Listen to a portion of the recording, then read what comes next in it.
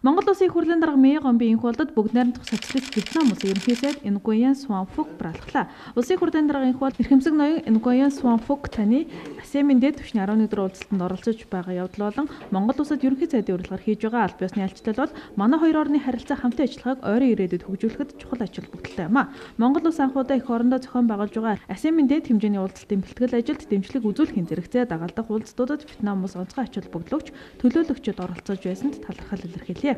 Монгол улс уламжлалт найрсаг харилцаатай зүүн өмнөд Аз дахь түнш орон Вьетнам улстай эдийн засгийн өр өгөөчтэй харилцан ашигтай хамтын ажиллагаагаа өргөжүүлэн хөгжүүлэх эрмэлзэлтэй байна гэдгийг илэрхийллээ.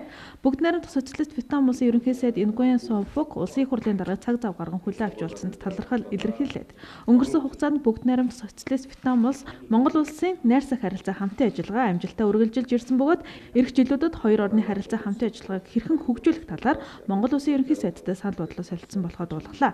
Түүнчлэн парламент хоорондын хамтын ажиллагаа хөгжүүлэх талаар хоёр улс идэвхтэй ажиллан өргөн хүрээтэй хамтран ажиллах бололцоо байгааг ерөнхий сайд Nguyen Xuan Phuc онцлон тэмдэглэсэн. Уулзалтын үеэр татвад олон улсын тавцан дахь хамтын ажиллагааны талаар ярилцаж сан солилцлоо.